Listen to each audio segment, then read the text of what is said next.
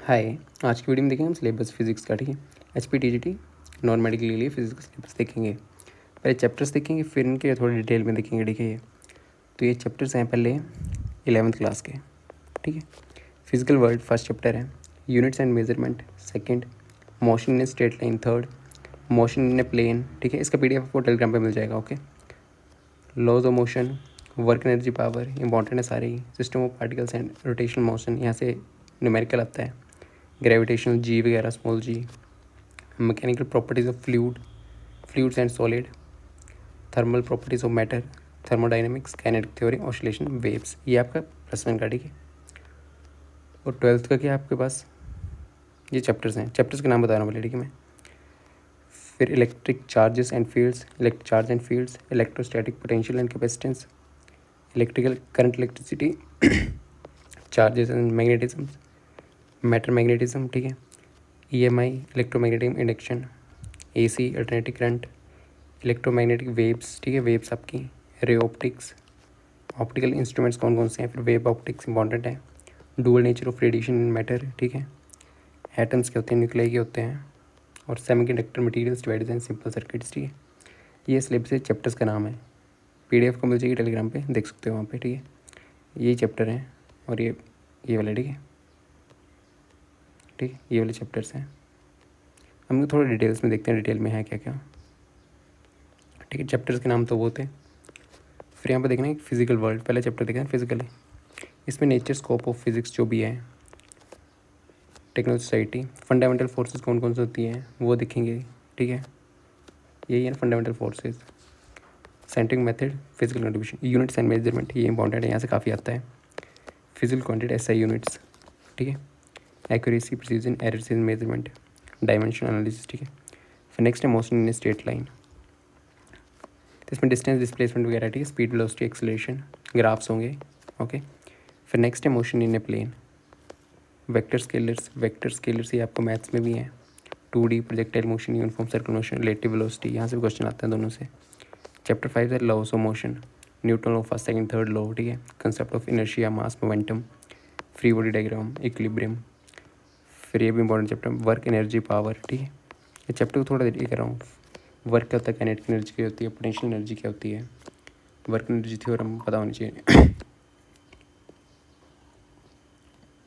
Power, conservation of mechanical energy. फिर next chapter है system of particles and rotational motion, इसमें centre of mass वगैरह, momentum, linear momentum, torque क्या होता है, MI moment of inertia, radius of gyration, rotation motion. ठीक है, फिर ग्रेविटेशन इंपॉर्टेंट चैप्टर है, Newton laws, gravitation constant, g acceleration due to gravity, g इसका क्या होता है। ठीक है, वेरिएशन कैसे कैसे होती है, Kepler law, gravitation potential energy, escape velocity, orbital velocity. ठीक है, फिर mechanical properties of solids and fluids वगैरह है, फिर स्ट्रेस स्ट्रेन रिलेशनशिप, ये काफ़ी इंपॉर्टेंट है, Young models, bulk models, shear models, Hooke's law वगैरह।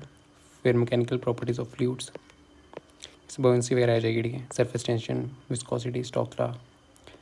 फिर थर्मल प्रॉपर्टीज ऑफ मैटर में क्या आएगा, हीट, टेम्परेचर, स्पेसिफिक हीट। ठीक है, calorimetry, change of state, latent heat वगैरह। ठीक है, न्यूटन लॉस ऑफ कूलिंग, सारे इंपॉर्टेंट। थर्मोडाइनमिक्स में क्या आएगा, सराउंडिंग्स, टाइप ऑफ सिस्टम,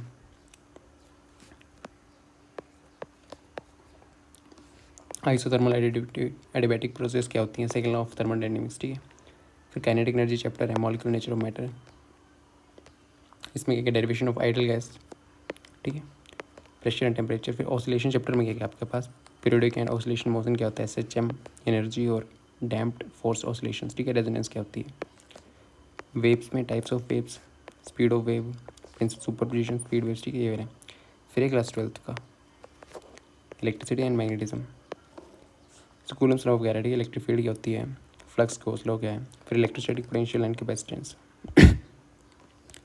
इसमें इक्विपोटेंशियल सरफेस कैपेसिटेंस। ठीक है, डाइलेक्ट्रिक कैसे होते हैं, फिर एक करंट इलेक्ट्रिसिटी, इसमें electric current, Ohm law, resistivity, combination of resistor, Kirchhoff law, numerical आता है यहाँ से। ठीक है, वीट्स और पोटेंशियोमीटर, यहाँ से भी न्यूमेरिकल आ जाता है, power and electric energy and power.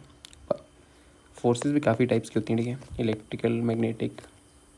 ठीक है, free moving charge, magnetism chapter आ गया, magnetic force, motion in a magnetic field. ठीक है, Biot Savart's law, Ampere circuit law, ये भी इंपॉर्टेंट है। फिर next magnetism and matter, earth magnetism, magnetic material, material number dia para ferro, hysteresis curve वगैरह, ठीक है। फिर नेक्स्ट ऑप्टिक्स आपके electromagnetics and modern physics, electromagnetic induction, EMI फेडरल law, Lenz law, induce EMF, इसमें आ जाएंगे आपके